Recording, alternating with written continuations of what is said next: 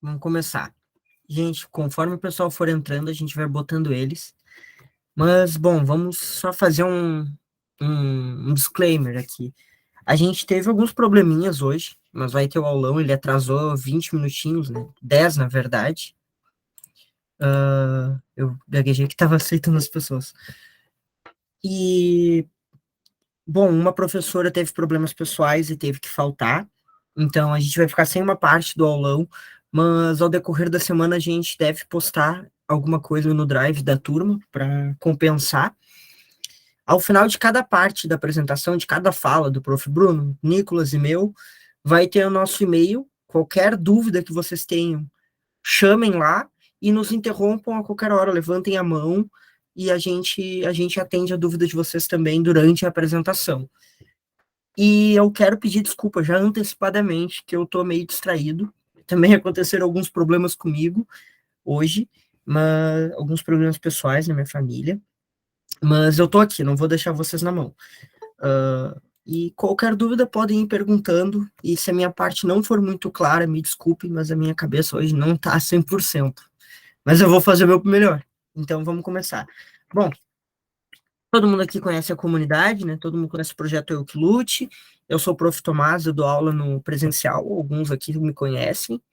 Temos o Prof. Bruno, que é meu colega, o Nicolas também é meu colega na faculdade, e eles dão aula no EAD, na distância. Todos de biologia. E bom, a gente começou o aulão fazendo pesquisa em agregadores de conteúdo, focados em biologia e não focados, como no Descomplica, no Jubilu, a prova total e vários, e a gente chegou a esses 5 grandes tópicos que mais caem no Enem: ecologia, genética, biologia celular, saúde humana, que ficou sem um acento ali, agora que eu vi, e fisiologia. Mas são esses 5 tópicos que mais caem no Enem, e a gente vai discorrer um pouco sobre 4 deles. Ecologia, como eu falei, vai ficar de fora, mas ao longo da semana a gente posta algo. Então agora vamos para o aulão, né, propriamente dito. Bom, a gente começa aqui falando sobre biologia celular. A gente tem que começar entendendo que existem 2 tipos de célula, e elas são bem distintas entre si. A célula vegetal, que está presente em todos os vegetais, todas as plantas, e a célula animal, que está presente em todos os animais. E, bom, a gente começa. Eu botei essas 2 imagens para a gente já ver que visualmente elas são bem diferentes, mas elas têm sim algumas semelhanças. Então a gente não vai se ater às semelhanças delas, senão a gente vai ficar repetindo muita coisa. O que importa para a prova é vocês entenderem as diferenças das 2 células.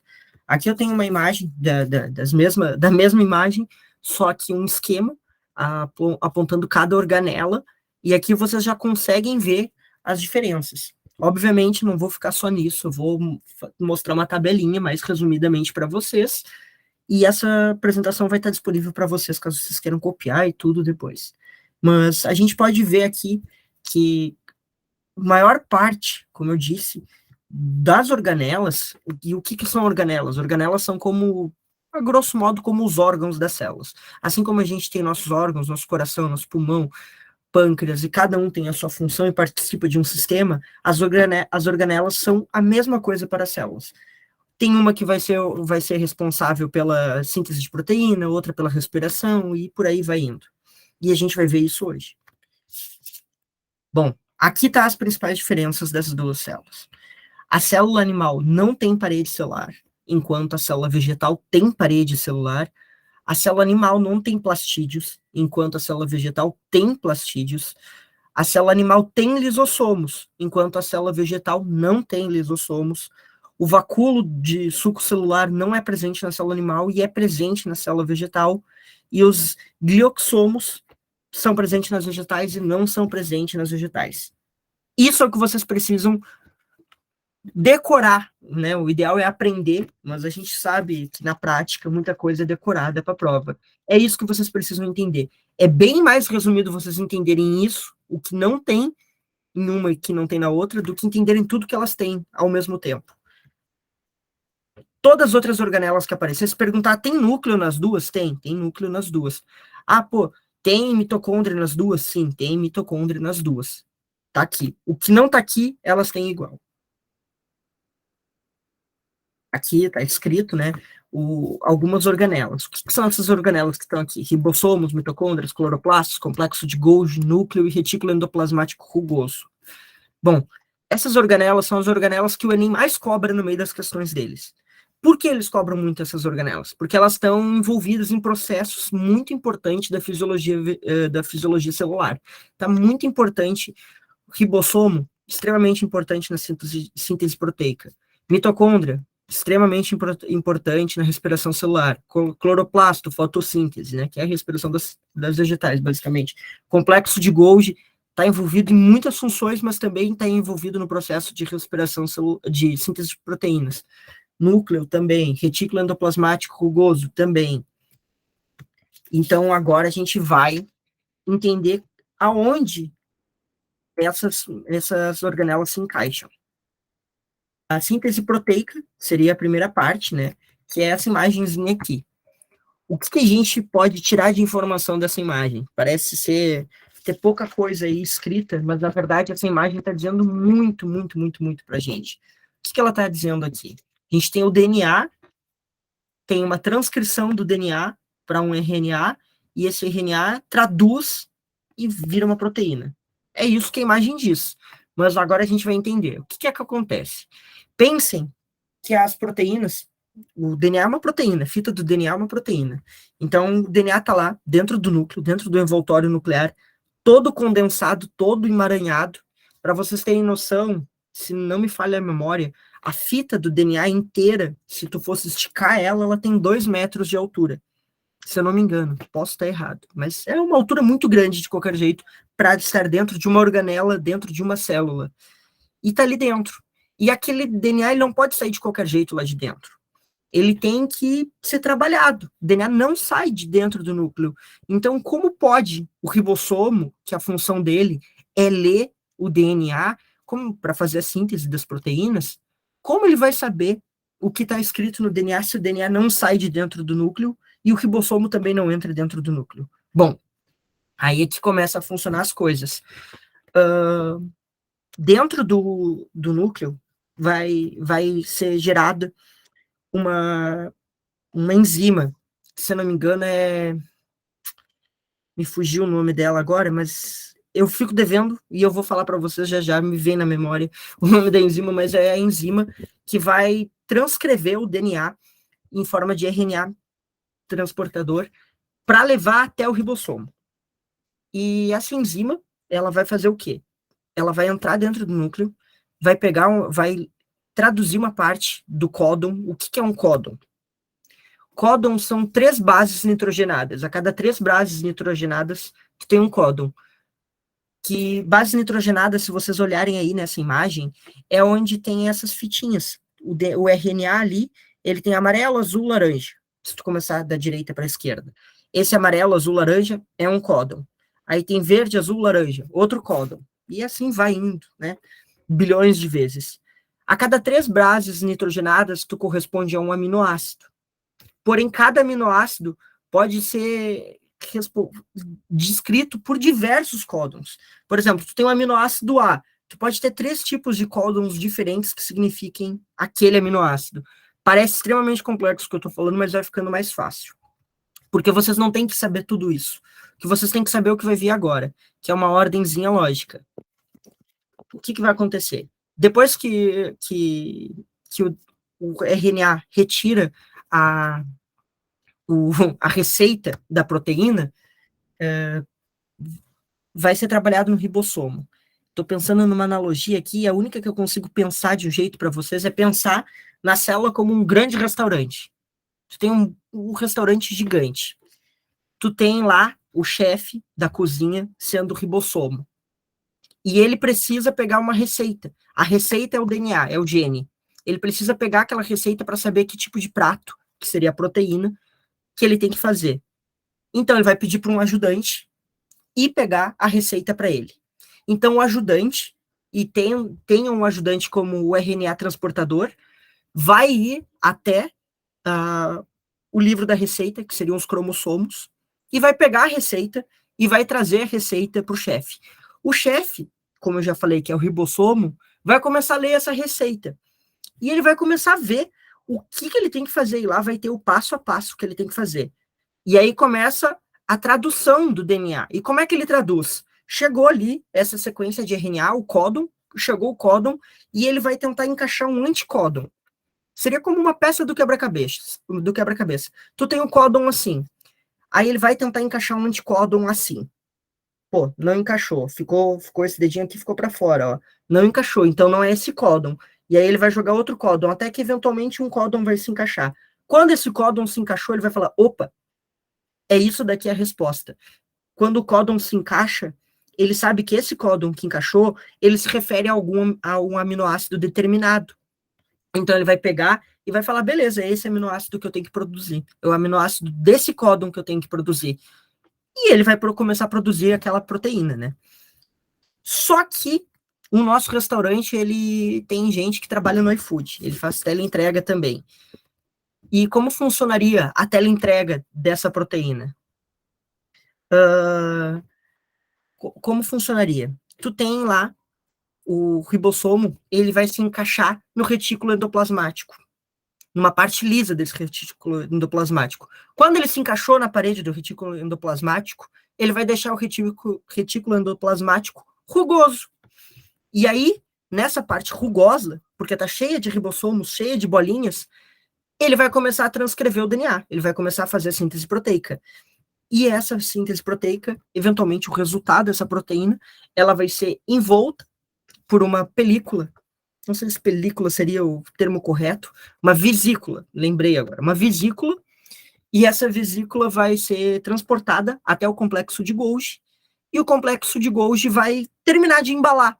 Ele vai mexer um pouquinho, ele vai botar alguma coisa dentro do produto, vai botar algo. Pense na vesícula como a embalagem que vem o lanche que tu pediu no iFood. Vai estar ali dentro, ele vai botar um guardanapinho, vai botar alguma coisa, fechou aquilo e vai mandar para entrega. Porque o complexo de Golgi faz isso, ele cuida das vesículas que trafegam por dentro da célula e para fora da célula.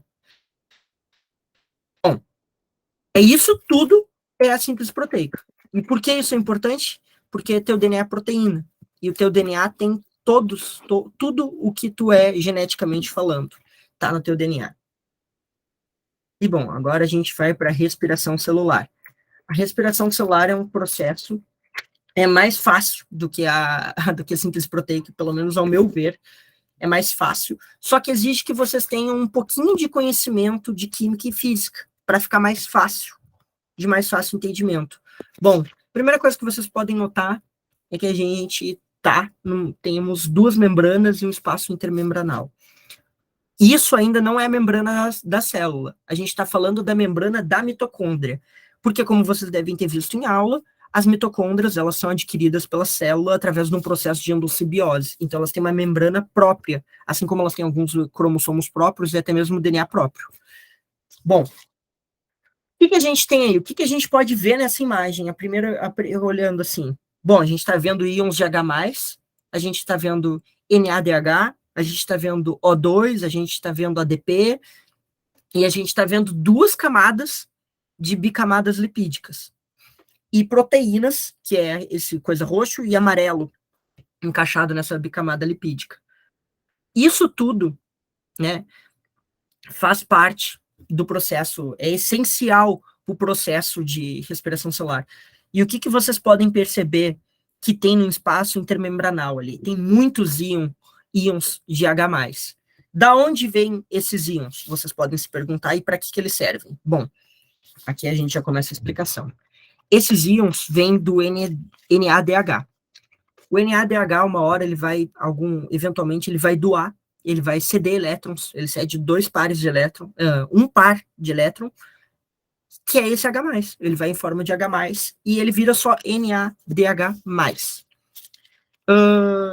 A partir do momento que ele perdeu esse H+, e esse H+, foi por espaço intermembranal, o que a gente tem aqui? A gente tem uma grande concentração de íons no espaço intermembranal, e isso cria um gradiente, tanto de concentração quanto de carga. E aqueles H+, eles estão tentando entrar desesperadamente para a matriz mitocondrial, que é a parte de baixo. Eles estão tentando entrar todo o tempo, eles estão fazendo força, só que a matriz repele. E a matriz vai repelindo, vai repelindo, vai repelindo, até que eventualmente ela deixa entrar. E por onde ela entra? E aqui que mora a grande sacada da nossa respiração, da respiração celular. Ela deixa entrar pela ATP síntese. O que seria essa ATP síntese? Bom, o nome já diz, né? ATP síntese. Síntese é fazer, forjar, fabricar. Então, é o que faz o ATP, que é a moeda de troca energética da célula. Da onde, como que funciona? Ela tem um portão que é atraído por, o H+ é atraído para o portão dessa proteína, entrou ali dentro, pensem como uma usina hidrelétrica. Como é que funciona uma usina hidrelétrica? Tu tem a água ela está tendo uma vazão, e a corrente da água faz girar uma turbina, que é o que gera energia elétrica. Aqui, esse exemplo também se encaixa perfeitamente. Vocês podem pensar na mitocôndria como uma grande usina elétrica, hidroelétrica. O H+ é a água. É a água. Tu quer energia, tu não quer a água. Se eu jogar meu celular na água, meu celular não vai carregar. Eu preciso trabalhar, extrair energia da água. E aqui acontece a mesma coisa. O que vai acontecer? Quando o H+ passa pela ATP síntese, ele faz girar duas turbinas gigantes que tem ali dentro, gigantes em tamanhos microscópicos, digamos, mas faz girar essas duas turbinas que vão produzir um ATP, aliás, vão produzir um ADP, que vai virar um ATP, e vocês podem pensar, beleza, ele fez girar, o H+ fez girar, ele entrou de novo para a matriz mitocondrial. E o que vai acontecer com ele? Porque, eventualmente, por osmose, a concentração vai se emparelhar e vai acabar o gradiente, e ele vai parar tanto de sair quanto de entrar. Aí que mora a sacada de ter o O2 ali dentro, que o O2 veio da onde? Ó, respirei, estou ingerindo, estou inalando O2. O O2 foi para dentro da minha célula e ele fica lá, por difusão. Ele entrou por difusão, é ar, ultrapassa qualquer coisa. É gás, aliás, ultrapassa qualquer coisa. Ele vai para dentro dessa célula, um O2, e se liga a esse H+ que entrou pela ATP síntese e vira água, e a célula usa essa água. Então percebam que funciona bem como uma fábrica, essa função da nossa respiração, e da respiração das células, né? Que tem a ver com a nossa respiração. E aqui está um esquema de um jeito um pouco menos desenhado, mais objetivo. Tu ingeriu glicose, tu vai quebrar essa glicose em 2 grupos, que a gente chama de piruvato, tu vai quebrar em 2 piruvatos. Esses piruvatos vão continuar a sua cadeia de degradação, e assim que vira um piruvato, ele perde uma dessas moléculas de carbono, que vai em forma de CO2, é o primeiro CO2 que tu libera durante a respiração celular, e ele vira acetil-CoA.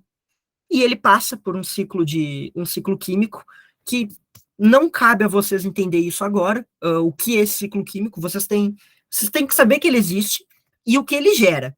Entender o porquê ele ocorre não cai no Enem. Vocês têm que entender que ele acontece e o que ele está fazendo. O que ele está fazendo ali, esse ciclo de Krebs, que é o ciclo químico que vocês têm que entender. Ele libera a segunda molécula de CO2 que a gente libera na respiração celular, é liberada a segunda molécula no ciclo de Krebs. Ele libera o NADH, que é o que a tua célula vai usar, se eu voltar aqui, é o que a tua célula vai usar aqui para gerar o hidrogênio, para fazer toda a função da respiração celular. Esse NADH, ele foi gerado aqui. E ele vai gerar GTP, que é o que vai gerar o ATP depois naquela proteína, com o auxílio da movimentação do hidrogênio. E ele vai gerar também o FADH2, que para aqui não tem tanta utilidade, ele não vai aparecer aqui. Aqui vocês não vão ver isso, mas para outras funções da célula ele é muito usado. Mas que não cai tanto na prova, por isso que eu também não trouxe. E bom, tem tempo de respirar, gente. Agora a gente vai para a fotossíntese, que é basicamente a respiração celular das plantas. É como elas absorvem alimentos e como a gente respira também tem muito a ver com a fotossíntese, e eu vou mostrar o porquê. E vocês já sabem a fotossíntese. Porque a fotossíntese é mais ou menos esse processo, só que ao contrário. Em vez de tu ter primeiro o produto e depois o ciclo químico, tu vai ter o ciclo químico primeiro na fotossíntese e depois os produtos. Vocês vão ver isso mais para frente. Vou mostrar ainda aqui. Bom, fotossíntese. Como ocorre a fotossíntese? Tem lá o Sol, o Sol libera luz, e a luz, como vocês talvez já saibam das aulas de física, ela se propaga tanto como onda, quanto como partícula, o fóton, que é o que nos interessa dessa equação. O fóton chega até o cloroplasto, ele vai chegar até o cloroplasto, que é uma organela da célula vegetal, e ali no cloroplasto, ele vai começar a reagir no complexo antena, e vai começar a reagir ali, e vai começar a ser capturado por esse complexo, pelas, poxa, me fugiu o nome de novo, pelos pigmentos, né, que é a clorofila, e outros pigmentos, alguns outros tipos de planta, mas o que importa é a clorofila do cloroplasto, que é o que dá a cor verde. Vai começar a ser produzido ali, e vai ser produzido, não, armazenado, e vai começar a ser condensado depois de armazenado. Vocês já jogaram Street Fighter ou viram Dragon Ball? Não sei se já, mas se já, vocês devem lembrar em Dragon Ball lá do Goku dando uns golpes muito loucos com energia, e no Street Fighter do Hadouken. É mais ou menos o que vai acontecer aqui, ou do Naruto, para quem já viu Naruto fazendo o Rasengan, vai formar uma energia, uma bola condensada de energia, super enérgica, porque está sendo condensada ali nesse complexo de antena, e vai ser disparada. Quando ela for disparada para o lado de fora, ela vai encontrar tudo o que ela queria encontrar. Ela vai encontrar clorofila, uma molécula muito forte de clorofila, um átomo de magnésio e um elétron H+. Ela vai encontrar isso do lado de fora. E notem que aqui a gente já começa a ficar parecido com outro processo de respiração celular, porque a gente tem H+, novamente, criando o quê? O mesmo gradiente de concentração. E vocês podem ver aqui, ó, e aqui, que tem a mesma proteínazinha. A mesma, é a ATP síntese aqui. E o que vai acontecer? A mesma coisa, basicamente. Vai começar a girar toda aquela bomba que tem aqui. Essa bomba vai começar a girar o ATP. E aí a gente vai chegar no mesmo problema dessa equação. A gente vai encontrar um acúmulo de H+ dentro da célula. E aí, novamente, a gente tem que entender o que acontece com esse H+. Porque senão vai acabar o gradiente. E aí vai acabar a respiração. E aí, novamente, entra a água. Só que agora notem o que está acontecendo. Vocês lembram que a água na nossa respiração era formada pelo H+? O H+ encontrava um O2 que tinha lá dentro, e aí ele formava água. Aqui acontece outra coisa. Aqui o que vai acontecer? O H+ vai encontrar a água, e aí vai quebrar a água, e a planta vai liberar o O2, que é o que a gente vai respirar. Por isso que as plantas são importantes para a nossa respiração, e a gente vai respirar. E esse H+ vai encontrar o NADP, e vai reagir com NADP, e vai virar NADPH, e vai recomeçar o processo de novo. E aqui, ó, que tá a semelhança que eu falei para vocês. Começa com um ciclo químico, de reações químicas, que também vocês não precisam entender tudo o que está acontecendo ali, vocês precisam entender o que está aqui escrito. A planta pegou o CO2 pela respiração, junto com esse CO2 entra o NADPH, que é o que reagiu aqui, ó, que eu falei para vocês, reagiu ali junto, entra ATP, a planta vai entrar com ATP, vai entrar nesse ciclo químico muito louco, vai formar duas moléculas de piruvato, e essas duas moléculas de piruvato vão reagir e vão formar a glicose, que a planta vai usar para se alimentar. E vai usar para quebrar e gerar ATP para fazer a moeda de troca energética. Vocês viram que o processo é muito parecido com o nosso, só que ele é de trás para frente? A gente gera CO2 no final. E depois a gente começa com glicose e gera CO2 no final. Aqui começa com CO2 e gera glicose no final. É basicamente o mesmo processo de respiração, só que de trás para frente. A planta se alimenta, a grosso modo, dos resíduos da nossa respiração. Por isso que tem aquela história de que as pessoas falam com as plantas reagem, gostam, crescem mais. Mesmo que em escala muito pequena, isso acontece porque quando eu tô falando aqui muito pertinho de uma planta, eu tô jogando CO2 na boca da planta, na boca, entre aspas. Então a planta vai ter mais alimento. Porque na folha da planta ela tem, os guris vão lembrar provavelmente da aula, mas ela tem um grupo de células especializada chamada estômato, que serve para fazer troca gasosa, e ela vai absorver esse CO2 que a gente está jogando na cara dela para realizar a síntese dela e ter glicose. Peço licença para tomar uma água. Deu. Bom, e agora a última parte importante de biologia celular, que é a divisão celular. Meiose e mitose, como vocês já devem estar acostumados. Bom, mitose. Uma célula-mãe vai originar duas células filhas com a mesma quantidade de cromossomos. Isso é o importante de saber pela mitose, mas eu não vou parar a explicação por aqui, obviamente eu vou mostrar mais coisas para vocês. Mas o que vocês têm que saber para a hora do Enem é isso, da mitose. Bom, a mitose é dividida em 5 fases. A prófase, a metafase, anáfase, telofase e citonese. O que acontece, resumidamente, em cada uma dessa fase? A profase é quando quebra o envoltório nuclear e o material genético se libera. Na metafase, na anáfase e na telófase, esse material genético vai ser puxado. Vai ser puxado e depois vai dar origem a duas células novas, que na citocinese eles vão se formar novamente os envoltórios nucleares de duas células. Só que o que aconteceu aqui no meio? Vocês notaram que eu falei para vocês? A célula-mãe vai originar duas células filhas com a mesma quantia de cromossomos, e aqui parece que ela está puxando, e como que isso vai dar a mesma quantia para cada lado? Bom, aí a gente entra numa coisa muito legal da mitose e da meiose, que é o seguinte, eu vou até pegar o termo aqui nas minhas anotações, o professor também faz anotação, gente, que tá, o termo é bem bobo, não sei por que não decorei, mas o que acontece? Tu tem ciclos na meiose e na mitose. Quais são esses ciclos, né? É o G1, o S, o G2 e o M. O que acontece nesses ciclos? Ciclo G1 é assim, a célula está feliz, ela está em plenas capacidades dela, ela está, sei lá, se é a célula do teu pulmão, ela está fazendo a função dela, se é a tua célula olfativa, ela está realizando as funções do olfato. Tá tudo ok, tá tudo muito bom para ela. Beleza, ela vai continuar crescendo, se expandindo, fazendo proteínas, se alimentando, respirando e se multiplicando. Ainda não, daqui a pouco ela vai se multiplicar. Bom, vai chegar um ponto que ela vai entrar no ciclo S, que é o ciclo de síntese de proteínas. Vai começar lá o que a gente falou, da síntese de proteínas. Até o ponto que ela vai falar, beleza, tá na hora de copiar meu DNA. E aí ela só copia o DNA, gente, porque o DNA é algo... A gente tem... eu acho que é 3 bilhões de pares de letrinhas no nosso DNA. É isso? É isso, beleza. Então, 6 bilhões de letrinhas no nosso DNA. Ela não pode errar, porque se ela erra, ela vai gerar problemas, né?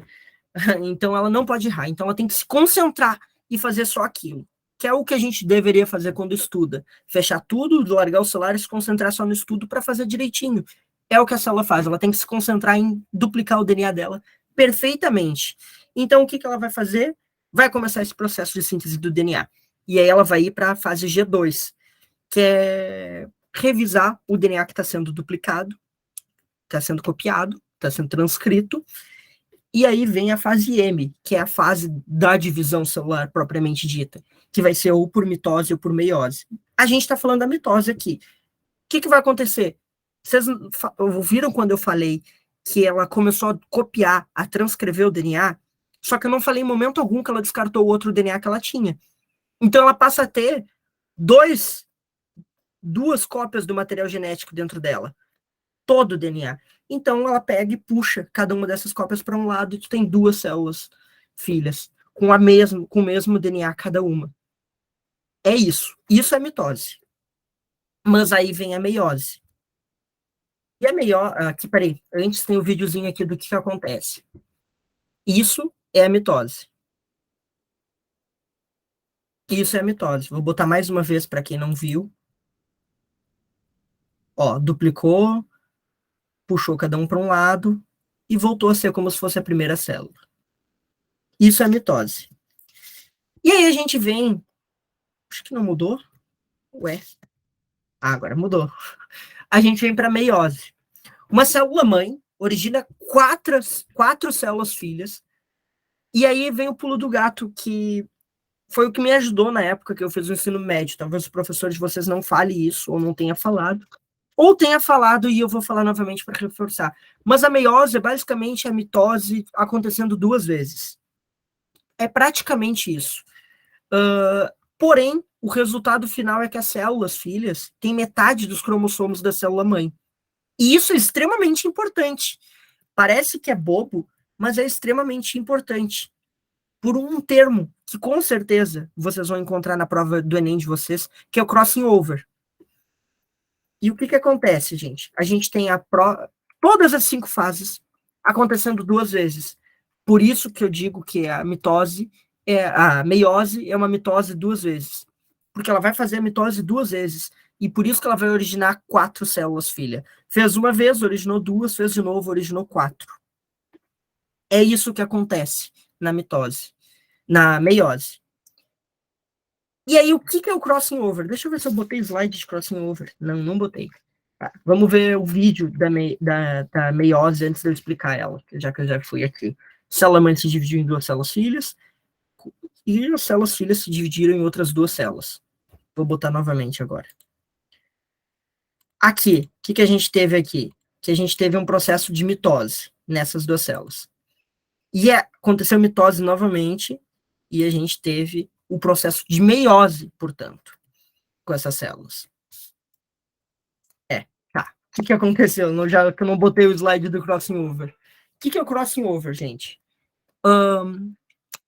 Vocês podem pensar na tradução da palavra para entender, mas vocês lembram, vou usar o X, porque é o exemplo mais clássico para pensar no cromossomo, é o X. Eu tenho 2 xizinhos aqui, eu não tenho nada aqui que seja um X para fazer, então vou ter que usar meus dedos. Tenho 2 xizinhos. Imaginem que tem outro xizinho aqui do ladinho. Uma hora, uma perninha vai passar por cima e vai lá no outro X. E elas vão se misturar. Eu vou desenhar, porque senão eu não vou conseguir me dar por satisfeito. Deixa eu abrir o Paint aqui. Olha, meu computador não tem Paint. Ah, tem sim. A gente é um amigo do professor de biologia do EAD. Oi? Paint é o amigo do professor de biologia do EAD, tá ligado? A gente sempre, Não. quando tu usa um pouquinho mais, quer uma explicação um pouco mais rebuscada, tu tem que recorrer ao Paint, não adianta. Mano, não dá. E eu não fiz, mas peraí, onde é que é? Olha, tem uma louça interativa aqui. Compartilhar com Tu quer que eu pessoas. tente com caneta aqui? Se tu Eu posso fazer faz com aqui. caneta então, dali, ó. Posso Gente, fazer. improviso é a alma do negócio. Tá. Vai, Tá. dar com a caneta aí, para mostrar pro pessoal. Basicamente, eu vou tentar fazer de palitinho, tá? Tá. Sim. Deixa eu ver como é que eu vou segurar, tá? Pensem que isso aqui é um cromossomo, tá? E aí, eu tô tentando segurar os dois. Isso aqui é outro cromossomo, ok? Ele tá um xizinho. Eita, xizinho caiu. Tá? Então, aqui tá o laranja e o roxinho, ok? Isso aqui é um cromossomo. E aqui tá um preto e um rosinha, que é outro cromossomo. O que vai acontecer no crossover é o seguinte. Vai ter uma perninha que vai de um lado para o outro, para ter a variabilidade genética. Porque se acontecesse a mesma coisa que na mitose, a gente estaria muito ferrado. Porque a gente produziria células iguais para os nossos filhos. Isso causaria muito problema. Porque o princípio da meiose é ele criar variabilidade genética. Então, o que vai acontecer? Na ponta da perninha vai haver uma troca. Então, uma partezinha da preta vai aqui para laranja, tá? Na real, foi até errado, porque essa daqui não muda, só muda uma Só perninha. muda uma. Então, eu vou botar o roxinho aqui de volta no lugar. E o laranja aqui de volta no lugar do preto. Tá caindo as coisas aqui. Aí, foi. Ai, caiu lá no chão. Vai. Ser professor é assim, gente. Tá? Então, uma do preto virou rosa na pontinha, porque trocou. E a do rosa virou preta na pontinha. Isso cria variabilidade genética, pessoal. Isso é muito importante para a nossa sobrevivência humana. Isso é o que permite a seleção natural acontecer, a grosso modo. Se não fosse isso, tu não ia ter variabilidade genética, tu não ia ter mutação genética, tu ia ser sempre igual. E não dá para ser sempre igual. Não dá. Não é o caso da mitose, onde a gente precisa ter células iguais numa reprodução, por exemplo, uma questão tecidual, né? Uhum. Pensar nas nossas células da epiderme, não pode criar simplesmente uma nova célula ali do nada, né? Isso causaria muitos problemas na gente. Então, a mitose serve para isso, para a gente ter células iguais, quando a gente está regenerando, por exemplo, um tecido, que é no caso da epiderme mais fácil, porque a gente regenera toda hora, a gente fica raspando ela muito. E quando a gente precisa de variabilidade, a gente tem a meiose, que é aí quando a gente tem filho, porque a gente precisa criar variabilidade genética, senão todo mundo... E aqui mora uma coisa muito interessante, é só uma curiosidade. Só se acontecer uma loucura muito grande por Enem cobrar isso, mas o cromossomo X, no caso das mulheres, que tem 2X, ele se espalha pelo corpo e a mulher faz o que a gente chama de microquimerismo, que é misturar as células dela com o feto e ela tem células do feto pelo corpo inteiro. Então acontece às vezes de pegar e testar o DNA no braço, sei lá, e dar um cromossomo masculino na mãe. E aí a mãe vai pensar, ué, mas eu sou mulher, como é que tá dando um cromossomo masculino? E é porque em algum momento ela ficou grávida de um menino, nem ficou sabendo, perdeu, ou ficou sabendo e teve o bebê, só que ela fez microquimerismo e se espalhou o DNA do filho pelo corpo. Já caiu essa questão do Enem, então tá aí, já caiu uma questão como essa. Mas imaginei que isso era preciso demais para o Enem cobrar, porque o Enem agora tá começando a mudar a cara dele, inclusive com a questão das questões que tinha acabado o banco de questões. E bom, gente, a minha parte finaliza por aqui. Eu não compartilhei o slide. Nossa, eu sou muito pateta. Pera aí. Deixa eu pegar aqui. Nicolas, compartilhe. Não sei se tem aberto aí, Nicolas. Não, eu abro aqui rápido. Porque aí ele passa os próprios slides, não é melhor? Nicolas, vai tu, Nicolas. Deixa eu catar aqui onde é que parou. Bota no meu encerramento, ali onde tem meu e-mail. Aqui, Tá, tô tentando achar. É o slide número 27. Aí, tá, achei. Vou compartilhar aqui.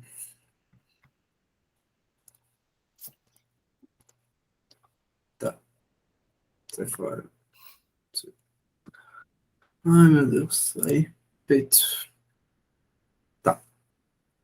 Vocês estão vendo a tela aí? Tá de boa? Volta um slide só para eu mostrar meu e-mail ali. Verdade. Gente, vai estar disponível no Drive, mas caso vocês queiram me enviar um e-mail com dúvida, como eu falei, eu não estou nos meus melhores dias hoje, gente, mas eu dei o meu melhor para vocês. É só me mandar e-mail por aqui, eu respondo assim que possível, ou me chamem lá no WhatsApp, para quem tem meu número lá dos grupos do Eukilute. Me chamem no WhatsApp, me mandem qualquer dúvida, a qualquer momento eu respondo vocês, eu não me importo de vocês mandarem uma mensagem à 1h. No outro dia, quando eu acordar, eu respondo.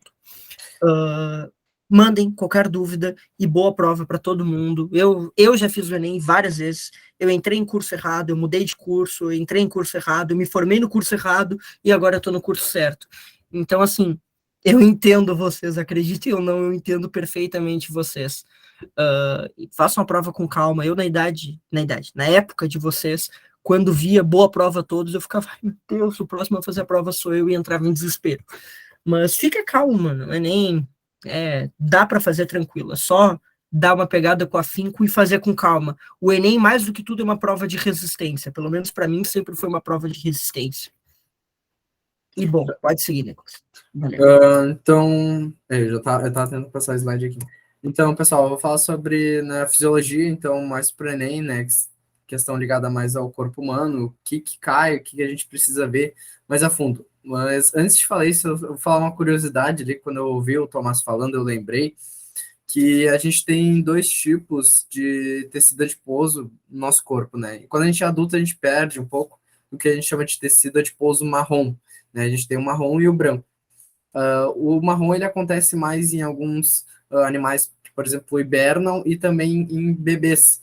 E uma curiosidade muito grande é que quando a gente tem esses processos lá na mitocôndria, no tecido adiposo marrom, a gente tem uma outra estrutura ali na membrana que se chama termogenina. Então, em vez lá dos prótons eles passarem lá pelo ATP sintase, os hidrogênios lá, ela rouba eles e faz com que passe pela termogenina, gerando calor. E isso é muito importante nos bebês, principalmente, porque ele aquece os órgãos e mantém a temperatura corporal no nível bom. E já naqueles animais que são que adormecem por longos períodos, hibernam, né? Por exemplo, os ursos, é muito importante, então, para manter esses órgãos aquecidos durante todo esse processo de hibernação, que às vezes dura meses, né? Só uma curiosidade que eu lembrei aí. Mas, enfim, pessoal. Falar então de fisiologia para o Enem, o que a gente precisa saber, o que é importante a gente saber. E aí, então, eu vou começar caracterizando a fisiologia, né? Que, de acordo com o nosso dicionário, né, ele é o estudo das funções e do funcionamento normal dos seres vivos, dos processos físicos químicos que ocorrem nas células, tecidos, órgãos e sistema de todos os seres vivos sadios. Né? Então, basicamente, é tudo que ocorre dentro do nosso corpo, englobando muitas funções, englobando muitos órgãos, englobando muitas proteínas, enzimas, hormônios, fazem toda essa complexidade que é a fisiologia, e eu amo bastante a fisiologia, inclusive estou muito feliz que estou dando esse papo aqui para vocês sobre o Enem. O que eu dou de dica para vocês é não fragmentar o conhecimento. Eu sei que até aqui, né, no Euclid e no colégio, enfim, no cursinho, a gente fragmenta o conhecimento quando a gente vai estudar alguma coisa. Então, por exemplo, quando a gente vai ver sistema circulatório, a gente vê lá só o sistema circulatório. Quando a gente vai ver sistema digestório, só o sistema digestório. Mas isso a gente faz por uma questão de compreender melhor aquele sistema. Porém, quando a gente vai avançando no conteúdo aos poucos, a gente vai ter que começar a trabalhar para perder essa questão de achar que os sistemas eles estão separados entre si. E não, muito pelo contrário. Os sistemas eles estão muito interligados, principalmente quando a gente fala em cérebro que comanda tudo, e na questão hormonal. E não só em questão da fisiologia, mas em questão de anatomia. A gente precisa saber na fisiologia para o Enem os órgãos que estão compondo aquele sistema, o que aquele órgão faz, o que aquele órgão libera, onde aquele órgão vai atuar, onde é que ele está no nosso corpo, porque é muito importante para a gente saber na fisiologia, além do que ele libera, como aquele órgão ele está funcionando ali dentro do corpo e como é que ele vai se ligar com talvez outro órgão, né? E aí aqui embaixo eu trago 3 imagens para vocês, né? Do cérebro, dos rins ali e dos pulmões, porque esses, principalmente o cérebro ligando com os rins, sempre vai ter algum hormônio que vai ser liberado para lá, ou até na questão do sistema respiratório, vai ter alguma coisa que vai influenciar no cérebro e que vai acontecer no pulmão. Então, a gente não pode fragmentar esse conhecimento da fisiologia justamente para a gente conseguir compreender de uma maneira geral o nosso corpo, porque o nosso corpo ele é um sistema muito completo, né? Se cada parte só ficasse nela, a gente não conseguiria viver, a gente não conseguiria respirar, porque na respiração, a gente já envolve, por exemplo, os vasos sanguíneos, a gente envolve o coração, a frequência cardíaca, tudo está muito interligado. Então, a gente precisa acoplar esses conhecimentos junto. Claro que durante as aulas a gente vai vendo um pouquinho ali separado, mas já tentem ir pegando algumas coisas e conectando com outras, perguntem para o professor, porque é muito importante a gente correlacionar essas coisas para o Enem, e inclusive se vocês não fizeram isso até agora, tentem olhar algumas coisas que podem estar correlacionadas, tá bem? Então, dentre os sistemas, a gente tem basicamente todos esses aqui, né? São muitos, eu sei, né? A gente tem respiratório, circulatório, muscular, nervoso, digestório, esquelético, endócrino, sensorial, urinário, imunológico e linfático, reprodutor e tegumentar. Eu sei que são muitos sistemas, porém, como eu falei, o entrelaçamento deles ele é muito importante para nós, e eu vou dar ênfase aqui no sistema endócrino, né, que ele é muito importante, nervoso também, imunológico e principalmente o digestório, que são onde os três mais caem para nós, né, no Enem, onde o Enem gosta muito de cobrar essas coisas. Falando no quesito assim do corpo, a gente tem que entender muito o que é a homeostase, tá? Porque a fisiologia humana, ela envolve basicamente isso. A homeostase, para quem não sabe, eu relembrando aqui para vocês, é o equilíbrio corporal. Então, toda vez que a gente tem alguma modificação no nosso corpo, que a gente chama, na biologia a gente chama de estresse, que é algo que vai desregular, quebrar a homeostase do corpo, o corpo ele precisa fazer algum processo para voltar essa homeostase de como o corpo estava antes. Esse é um processo, ele é natural na nossa vida. Então, eu posso dar um exemplo aqui para vocês, por exemplo, sistema nervoso simpático e parasimpático, né? De luta e fuga e depois de relaxamento, onde no sistema nervoso simpático a gente precisa usar a nossa energia corporal para, por exemplo, fugir de algum animal, e depois que tu foge, tu sabe que tu tá num local tranquilo, e vem o sistema nervoso parasimpático, e ele, então, faz com que a homeostase do corpo volte, ou seja, quando a gente está correndo, a gente precisa de mais oxigênio nos nossos músculos para correr, a gente diminui, por exemplo, a energia liberada para o sistema digestório, porque a gente não vai estar comendo naquele momento, e depois que a gente está tranquilo, essa energia para o sistema digestório ela volta ao normal, claro que aos poucos, gradativamente, e a oxigenação dos músculos ela volta para o que estava anteriormente, tu sair correndo, né? E além da com homeostase, a gente vem então com feedback negativo e positivo. Não sei se vou falar disso para vocês, porém ele é muito importante dentro da fisiologia, tá? E para lembrar vocês, o feedback negativo é um sistema de estímulo contrário daquele que causou desequilíbrio, ou seja, que perdeu a homeostase no corpo. Então, por exemplo, quando a gente está correndo lá, vamos dar o exemplo quando a gente está correndo de algum animal, né, a gente começa a suar muito, né? Por quê? Porque o nosso corpo ele começa a aquecer demais. Então, as glândulas sudoríparas elas precisam liberar água para a temperatura do corpo, então diminuir e manter o equilíbrio. Ou seja, teve quebra do equilíbrio quando a gente teve muito calor, e aí teve o feedback negativo, e aí volta o equilíbrio do nosso corpo quando a glândula sudorípara abre e libera água. Já no feedback positivo, ele vai então aumentar um estímulo que causou o desequilíbrio. E aí aqui eu dou um exemplo que é muito conhecido e ele é muito bom do parto da ocitocina, né? Que quando a mulher está lá tendo as contrações, né? Então o músculo uterino ele contrai, ele libera a ocitocina lá para o cérebro. O cérebro, quando recebe essa ocitocina, ele pensa, precisa de mais contração. E aí ele vai lá e contrai mais ainda o útero para poder expulsar o bebê. E assim fica nesse ciclo. Então não tem essa quebra, não é um feedback negativo onde o músculo se contrai e o cérebro diz, não, ele está se contraindo, ele precisa parar. E aí para. Não, porque ele precisa empurrar o bebê. Então quando o músculo se contrai, libera a ocitocina, o cérebro diz, vai contrair mais.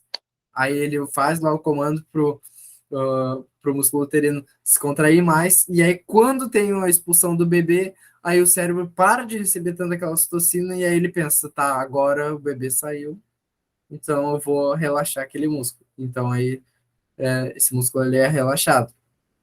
Então esses dois processos eles são muito importantes para nós na fisiologia, porque eles vão estar muito presentes em todos os processos fisiológicos que existem dentro do nosso corpo. Esse aqui só foi 2 exemplos que eu dei para vocês, mas basicamente tudo envolve um feedback negativo, que é o que mais acontece dentro do nosso corpo, ou um feedback positivo de forma geral. E aqui eu vou trazer uma questão do Enem para vocês, de por que eu falo que relacionar os sistemas ele é tão importante para nós, tá? A gente não vai fazer questão, só vou ler a questão, ler o texto da questão, não vou dar a resposta, tá? Que é assim, né, portadores de diabetes insípidos reclamam da confusão feita pelos profissionais da saúde quanto aos tipos de diabetes, mellitus e insípidos. Enquanto o primeiro tipo está associado aos níveis ou à ação da insulina, o segundo não está ligado à deficiência desse hormônio.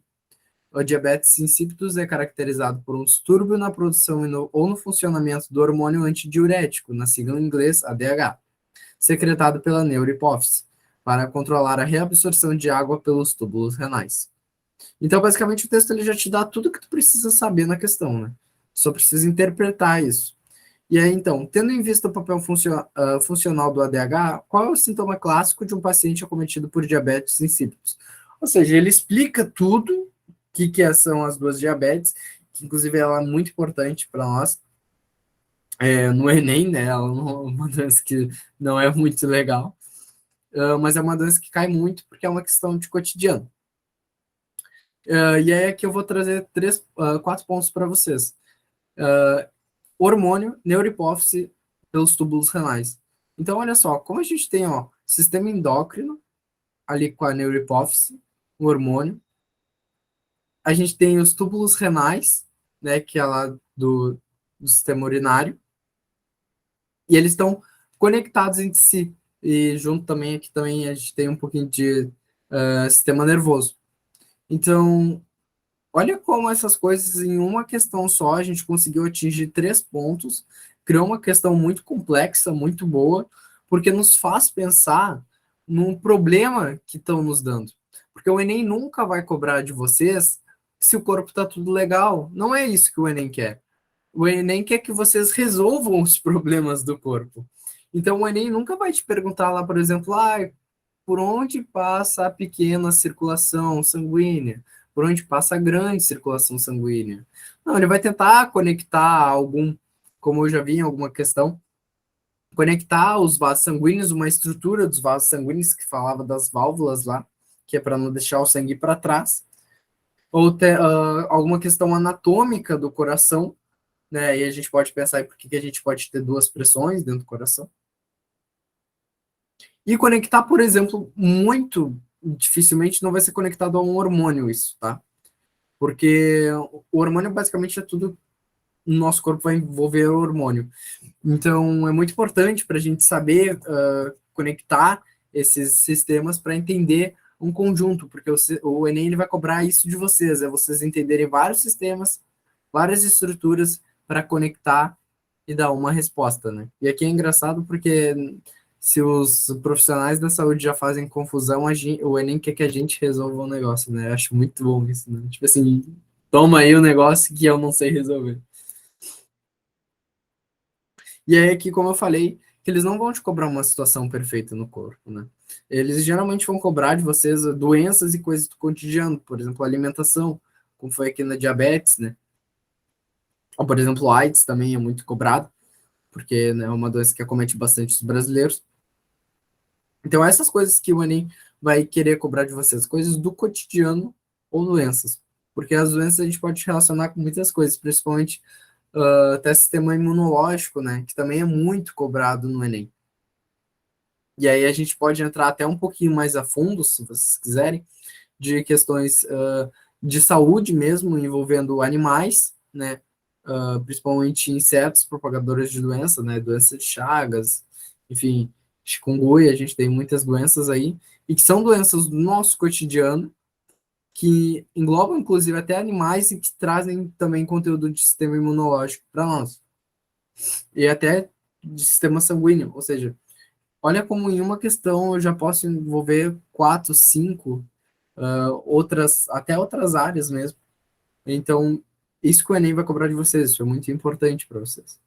E aí eu quero deixar aqui para vocês o que eu acho mais importante, né? O sistema endócrino, como eu falei, que é lá a liberação de hormônios, aí a gente tem, por exemplo, hormônio de crescimento, GH, o antidiurético, T4, que a gente chama T3, T4, adrenalina, glucagon, estrogênio, que a gente tem muitos hormônios aí para estudar, entender onde eles são liberados, onde não, que são liberados na corrente sanguínea, mas por quais glândulas eles são liberados, né? A gente tem, enfim, hipófise, a gente tem pituitária, a gente tem muitas outras glândulas que vão englobar todo esse sistema endócrino, essa liberação de hormônios.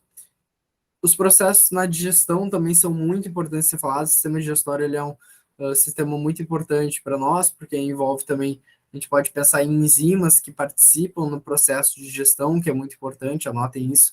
Estudem as enzimas, a gente tem, por exemplo, a amilase salivar, quando a gente mastiga o alimento aqui na boca e a saliva já começa, então, a quebrar algumas coisas ali do bolo alimentar, e aí quando chega, por exemplo, lá no estômago, a gente tem a pepsina, sabe?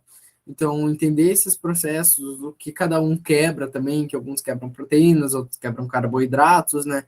Entender esses processos, porque o Enem, às vezes, eles podem fazer você se confundir nessa parte. E, como eu falei anteriormente, sistema imunológico, né, também é outro que chove no Enem, né, como eu botei aqui, né, que vai fazer, então, basicamente a defesa, né, do organismo lá com os glóbulos brancos, né, e aí, como eu falei anteriormente, a gente envolve outras doenças, como doenças de Chagas, por exemplo, que cai bastante no Enem, chikungunya também, principalmente porque o Brasil passou por um processo bem longo de combate à chikungunya. Bom, e é isso, pessoal, da minha parte de fisiologia. Eu desejo a todos, então, uma boa prova, tá? Algumas pessoas que estão aqui eu conheço, são inclusive meus alunos, né? A gente trabalhou durante esses meses que a gente ficou com vocês muitos conteúdos, principalmente ecologia, porque é algo que cai bastante, infelizmente a gente não pôde ter aqui, né? Foi algo que foi bem trabalhado, creio eu. E eu queria desejar, então, vocês uma boa prova, né? Se concentrem, tomem bastante água durante a prova, né?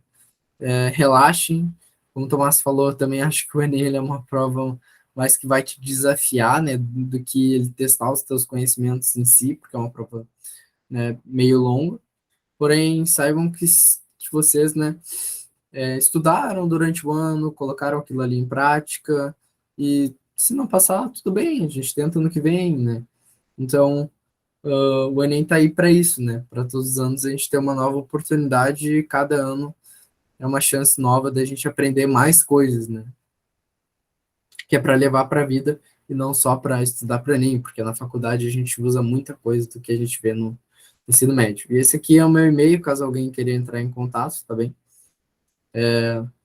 Eu raramente vejo o e-mail, eu estou entrando mais agora, porque eu não estou recebendo notificação no e-mail, e isso me estressa muito, porque eu não tenho o hábito muito de ver.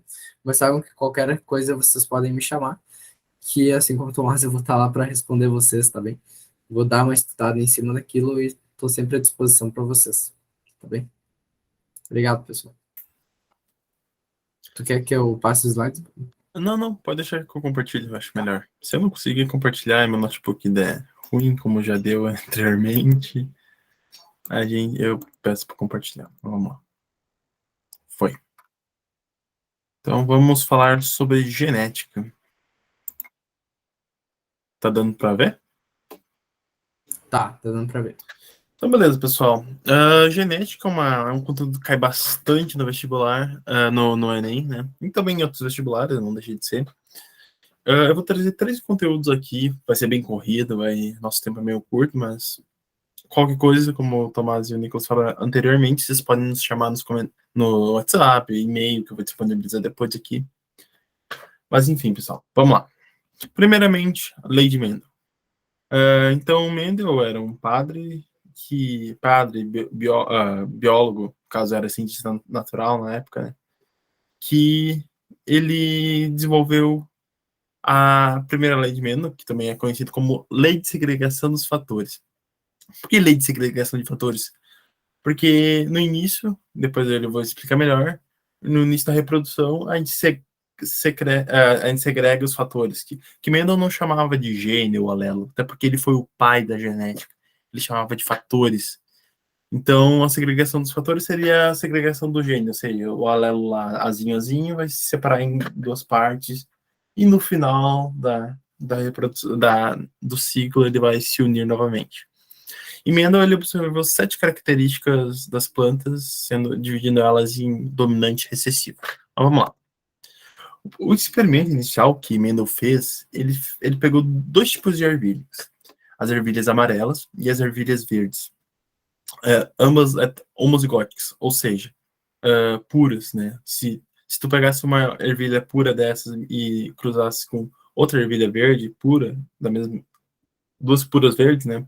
Elas, não importa quantas vezes você reproduzisse elas ainda dariam ervilhas verdes. Então, ele pegou uma amarela e uma verde. Aqui a gente está fazendo experimento para cor, mas ele fez para todos aqueles outros tipos de variações de estrutura. Então, na seção P, no setor P desse experimento, ou seja, parental, ele reproduziu essas duas células homozigóticas, que deu origem ao F1, que são células heterozigóticas. E Mendel observou que todas as ervilhas originárias dessa reprodução deram amarelas. Apesar de elas serem híbridas, o gene verde sumiu. E aí, o que ele pensou? Ele, né, futuro biólogo, pesquisador, não ia parar por aí, né? Ele reproduziu elas de novo, ou seja, pegou essas ervilhas heterozigóticas e reproduziu de novo. E aí ele achou para onde que foi esse tal gene da cor verde. Então vamos dar uma explicada. O que ele notou? Que a verde foi encoberta na filiação 1, ou seja, na F1, e ele viu que ela é recessiva, e que o que manifesta nesse F1 é dominante. E que a cada dois fatores foi dois fatores para cada um dos gametas, ou seja, um fator, ou seja, um alelo do amarelo e um alelo do verde. Então, dois fatores, um para cada gameta, né? E depois a gente vê que a fecundação une esses fatores no final. Então vamos ver qual é a explicação. Primeiramente, para as células para a planta dominante, para a característica dominante, ele determinou duas letras maiúsculas, ou seja, exão. E para as recessivas, dois minúsculos. Então, e claro, no caso das heterozigóticas, são os dois fatores, exão e exim. Então, foi assim que ele explicou para a gente, ó. Então, exão vai cruzar com exim, e a gente coloca essas duas características nesse diagramazinho, que multiplicando, por exemplo, aqui exão com exim, vai dar exão. E assim a gente faz com todos os outros quadradinhos. E ele pegou o resultado daqui, que no caso foi 100%, né? 100% de células heterozigóticas amarelas, porque como a gente tem o gene dominante aqui, vai ser ele que vai predominar. E ele fez ele reproduziu novamente. Então, ele fez a reprodução novamente, com esse. Desculpa, me esqueci o termo agora. Que feio, né? E ele conseguiu 25% de células homozigóticas dominantes, 50% de células heterozigóticas, enfim, e 25% de células homozigóticas recessivas. E aí que ele achou o verde novamente. Então, os exercícios do Enem, geralmente eles vão pedir o genótipo ou o fenótipo do resultado, né? Se eles pedirem o genótipo, a gente vai responder com porcentagem ou fração. No caso ali, nos deu o F2, nos deu um quarto de exão, ou seja, dominante. Ou a gente pode colocar um 25%. O exão-exinho, ou seja, heterozigoto, deu 50%. E o homozigoto recessivo deu 25%. Isso aqui é o genótipo, ou seja, as letrinhas do DNA, os alelos. Então, isso a gente caracteriza como genótipo, sabe? Quando a gente está falando de fenótipo, a gente está falando da parte que a gente olha. Então, se 3 das 4 ficou amarelo, então 75% de amarelas para 25% de verdes. Isso é o fenótipo. Então, já vamos correndo, porque nosso tempo é curto. Vamos falar um pouco sobre a segunda lei de Mendel. Se tu pegou a primeira parte da primeira lei de Mendel, a gente já... vai ser um pouquinho mais chatinho de fazer, porque tem mais quadradinhos ali naquele diagrama, e algumas outras coisas para pensar, mas eu acho que a gente consegue ir bem de boas. Então, ela também é chamada de segregação independente, porque esses genes eles vão se segregar independentemente do outro, porque aqui na segunda lei de Mendel a gente trabalha com duas características ou mais ao mesmo tempo, então, mas um não depende do outro. E esses genes são encontrados em diferentes cromossomos, por isso que eles podem se segregar de forma independente. Então aqui, de novo, ele usou os ervilhas, só que em vez de usar uma característica por vez, ele usou duas características por vez. Então aqui a gente tem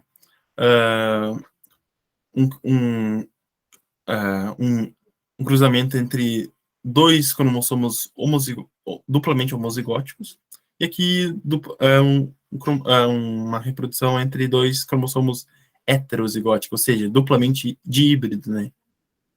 Então aqui, na segunda lei de Mendel, a gente precisa descobrir o número de gametas e como vão ficar esses gametas.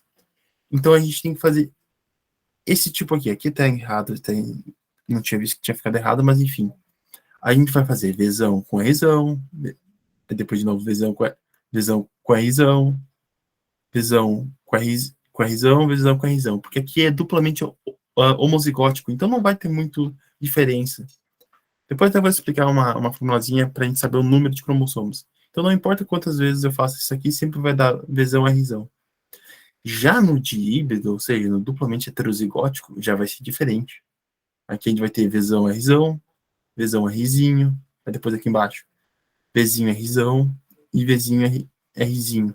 Então a gente já tem diferentes gametas. E de uma forma rápida, como é que a gente pode saber isso? Com essa fórmula. Não é bem uma fórmula, mas um jeito de a gente descobrir o número de cromossomos bem rapidamente. Que é bem simples, é 2 na N, na qual N é o número de cromossomos heterozigotos. Por exemplo, a gente vai pegar o nosso primeiro exemplo aqui, o VR. A gente não tem nenhum cromossomo heterozigoto, então é 2 na 0. 2 na 0, se puxar um pouquinho de matemática, dá 1. 1 gameta, tá certo? Se aqui que a gente tem 2 heterozigotos, 2 na 2 é igual a 4. Então a gente tem 4 cromossomos, 4 gametas, né? Então é um macetezinho para a gente fazer bem rapidinho essa parte. Mas claro que a gente pode usar uma outra técnica depois para saber quais são esses gametas, né? E Mendel, ele fez esses cruzamentos das ervilhas amarela com ervilha verde, com ervilha lisa e ervilha rugosa. Então, para ervilha amarela, a gente vai ter vesão, vesão, ou vesão, vezinho. Para ervilha verde, vezinho, vezinho. Para ervilha lisa, é risão, ou é risão, é risinho. E para ervilha rugosa, é risinho, é risinho. Mas nessas aqui que são dominantes, a gente pode simplesmente colocar um V traço, porque não importa o que vem depois, porque a gente já tem a dominante, né? Então já vai expressar essa característica. Então a gente faz um diagrama um pouco parecido com aquele da primeira lei de Mendel, só que com mais quadradinhos, né? Então aqui a gente tem que fazer o que a gente fez primeiramente lá, das flechinhas. Então a gente vai fazendo, e como eu tinha falado anteriormente, como são homozigóticos, os ambos, esse aqui é um homozigótico dominante e recessivo, mas ambos são homozigóticos, a gente só tem um gameta, que não importa quantas vezes você faz, vai VR, Vzão, Rzão, ou aqui, Vzinho, Rzinho. Claro que se você estiver inseguro, faça quantas vezes você quiser. Aqui eu só fiz assim para agilizar, né, que é nosso tempo curto. Então a gente coloca esses dados nesse diagrama e a gente faz da mesma forma que a gente fez anteriormente. Vzão, Vzinho, Rzão, Rzinho. Então é simples. Aí você faz com todos os outros desses quadrinhos. Aqui é muito simples, porque a gente está fazendo com gametas homozigóticos, né? Mas vamos ver agora essa aqui é a parte parental, né?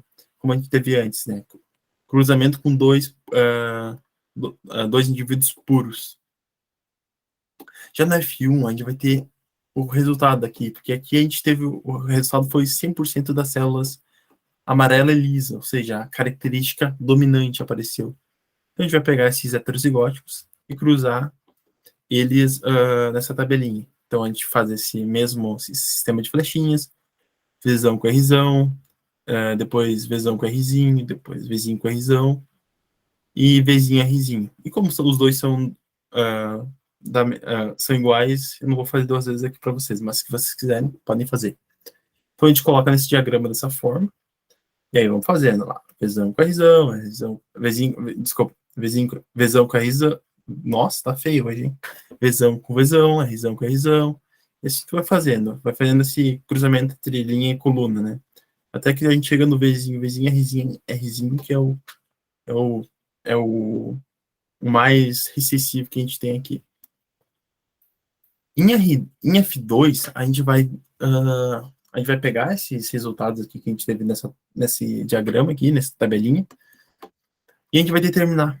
Porque para ser amarela e lisa, a gente precisa ter um Vzão V dominante e um R dominante, que, ou seja, sei lá, Vzão, Vzão, Rzão, Rzão. Ou Vzão, Vzinho, Rzão, Rzinho, tanto faz. Para ser amarelo e rugosa, pode ser Vzão, Vzinho, ou Vzão, Vzão, Rzinho, Rzinho. Porque a gente está precisando de uma característica recessiva. Então a gente precisa do Rzinho, Rzinho. Para ser verde lisa é Vzinho, Vzinho, porque é recessivo. Rzão, Rzão, ou Rzão, Rzinho. Vzinho, Vzinho, Rzinho, Rzinho. Para verde rugosa, porque é totalmente recessivo. Então a gente vai contar quantos tem aqui e a gente vai ter que determinar essa proporção. Nesse caso que a gente está fazendo uma reprodução entre 2 a 3 zigotos, a gente vai ter essa proporção aqui, que seria 9 de 16 para amarela lisa, 3 para 16 para amarela rugosa, 3 para 16 para verde lisa e 1 para 16 para verde rugosa. E é bom vocês gravarem essa proporção, porque sempre que a gente tiver uma reprodução entre 2 a 3 zigotos, no fenótipo vai ser essa proporção. Então, às vezes, vocês nem precisam fazer aquilo que eu fiz ali, se ele só está pedindo a proporção, sei lá. Digamos que a gente cruzou duas ervilhas heterozigóticas e deu 1.000 ervilhas. Aí ele quer que a gente dê a proporção. Então, é só usar essa mesma proporção, sei lá, fazer uma regrinha de 3 básicas. Se a cada 16 a gente tem 9, então a cada 1.000 a gente vai ter X. Então só fazer uma regrinha de 3 básicas que a gente consegue. Então a gente também, na segunda linha de emenda, a gente tem um negócio chamado polihibridismo, porque como eu falei, são 2 características ou mais. Quando a gente tem 3 características ou mais, ele já é caracterizado como polihibridismo. Então, para o polihibridismo, raramente vai ter uma característica que a gente... Uma característica não. Raramente vai ter uma questão que a gente vai ter que fazer aquela tabelinha. E sim, geralmente a gente vai ter que prever o número de gametas, enfim. Então, de novo, eu trago essa mesma formulazinha aqui, que é para a gente usar. Por exemplo, aqui, nesse aqui a gente tem 3 alelos heterozigotos. Então, é só colocar aqui. Então, se a gente tem 3, 2 dá 3, que 2 vezes 2 vezes 2 é igual a 8. Então, trazer um pouquinho de matemática. Não adianta, pessoal. Matemática está em tudo que lugar. A gente não escapa. E outro método também para ver isso, só que é um método mais visual, é um método que você consegue ver esses gametas que vão dar, não só a quantidade, é o método de ramificação, que, por exemplo, a gente tem um homozigótico, a gente só vai colocar um, mas se apresenta um heterozigótico, aí a gente já ramifica ela. Então, como eu fiz aqui. E no final é só seguir as flechinhas que tu vai ter o seu gameta. Então vamos vamos para os grupos sanguíneos. Os grupos sanguíneos existem 3 tipos: o ABO, o RH e o MN. O MN é o menos conhecido, mas eu já falo dele. Então, primeiramente, eu vou falar sobre o ABO. O ABO, ele constitui 4 tipos de fenótipo que a gente conhece como os tipos sanguíneos: o A, o B, o AB e o O. Então, para começar, é importante a gente pegar as noções de dominância aqui. Aqui a gente tem um caso de codominância, onde o A e o B são codominantes, ou seja, nenhum domina sobre o outro. Tanto que o caso do sangue AB é justamente, a gente só tem sangue AB porque eles são codominantes. E os dois dominam sobre o Izinho, que ele é o recessivo. Então vamos ver o genótipo desse sangue. Para eu ter o sangue A, eu preciso ou ter um IA e A, ou um IA e Izinho, porque como ele é recessivo, a gente vai ter a característica do sangue A, mesmo tendo o Izinho lá. Então, sei lá, se meu pai for do sangue A e minha mãe foi do sangue B, um pode doar o Izinho e o outro pode doar o A, que ainda vai ser sangue do tipo A. A mesma coisa para o B, só que, enfim, com o genótipo B, né? Então, pode ser IB ou IB Izinho. A gente coloca esse I aqui justamente por conta da codominância, então é melhor de a gente caracterizar, né? No caso do AB, é como eu falei da codominância, então a gente tem o IA e o IB junto. Em nenhuma forma, quando a gente tiver sangue AB, a gente vai ter o Izinho. Então... E o sangue O, ele não tem nem o A nem o B, é só Izinho e Izinho. Ou seja, ele é totalmente recessivo. E vamos ver como fosse na questão das... por exemplo, por que a gente tem a rejeição do sangue? Porque a gente tem a falta de compatibilidade, né? Porque a gente não pode doar para qualquer pessoa. Por conta dos aglutinogênios. que são nas hemácias, né? Que esses aglutinogênios são uma espécie de antígeno. O que é um antígeno? São como se fossem intrusos, né? Mas no caso, quando é do nosso tipo, a gente não vê como intruso.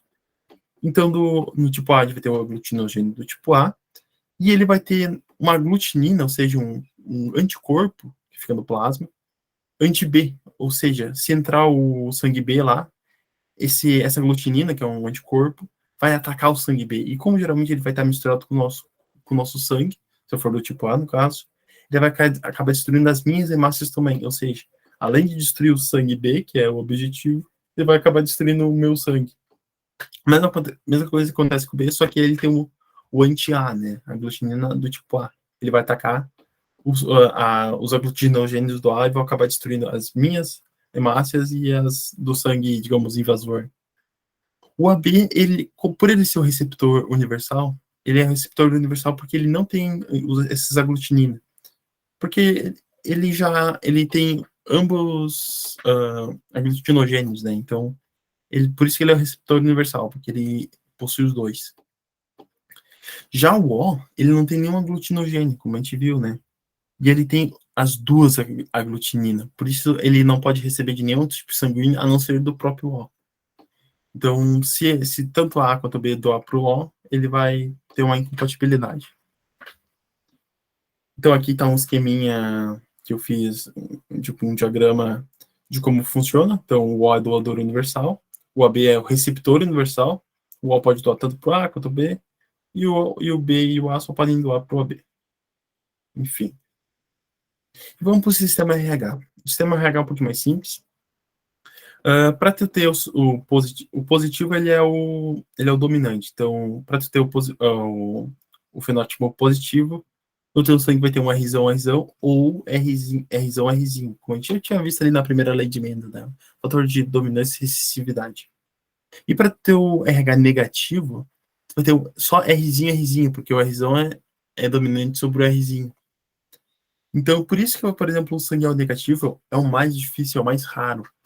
Porque além de, ali no sistema ABO, o O já ser o mais raro não, mas o mais difícil por ser ele totalmente recessivo, agora no sistema RH, o negativo também vai ser muito difícil a gente ter, por conta que ele é o recessivo. Então, qualquer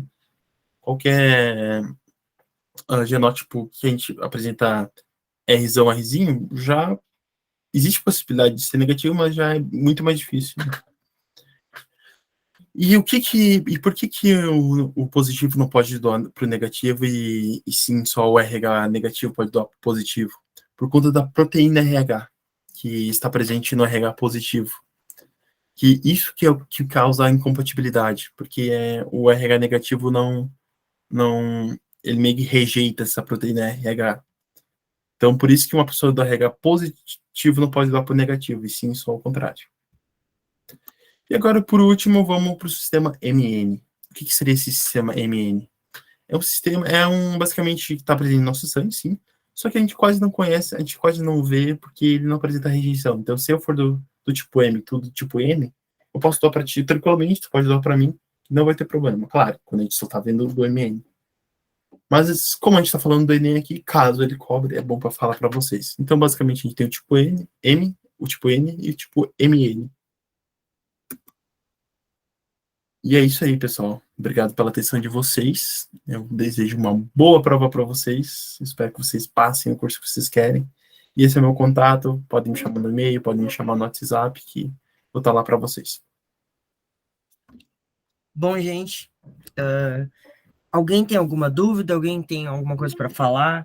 Podem falar também dúvidas da vida estudantil, digamos assim, porque a gente também é estudante e vamos continuar sendo por um bom tempo, porque a gente quer se especializar. Então, qualquer coisa, a gente está aqui agora e depois nos meios de contato que a gente passou para vocês. Nos chamem a hora que for. Tamo aí, gente. Ademais, eu vou, se não há nenhuma dúvida, não há nenhuma colocação, ninguém quiser falar nada, a gente vai encerrando por aqui o aulão e fica mais uma vez, em nome de toda a comunidade educacional, os nossos mais sinceros sentimentos para vocês, de boa prova, de confiança. A gente tem total ciência que vocês vão dar o melhor que vocês podem dar nessa prova, e é isso que importa, o quanto vocês vão dar de si na prova e não o resultado em si, porque eu rodei, gente, eu já rodei na 8ª série, eu sempre fui um aluno mediano, na faculdade a gente aprende a se contentar com a mediocridade de passar, de apenas passar. Então, A assim, faculdade, principalmente, né? Um 7zinho já tá ótimo. já tá perfeito. Então, assim, gente, façam na calma, façam na boa, não corram. Eu, quando fazia o Enem, eu tinha tanto medo do tempo que eu fazia tudo correndo, dava 5 horas eu já tava com a prova pronta. Antes, faltando 1 hora para acabar a prova. Então, assim, vão na calma, gente. Façam na boa. E, como eu falei, qualquer dúvida desse e de qualquer outro conteúdo, e é sempre bom reforçar isso, por isso que eu tô falando de novo, nos chamem. Não deixem de nos chamar, porque só assim vocês vão ter as respostas de vocês. Então, vou encerrando por aqui. Obrigado pelos elogios, gente. Fico grato pela presença de todos. Espero que a gente tenha ajudado vocês. Esses são os conteúdos que mais caem na prova.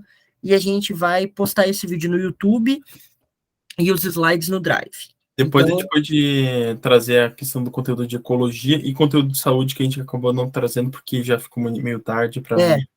Podemos A gente pode gravar durante a mandar semana, quem sabe. mandar de uma forma de um card, de alguma coisa. Isso.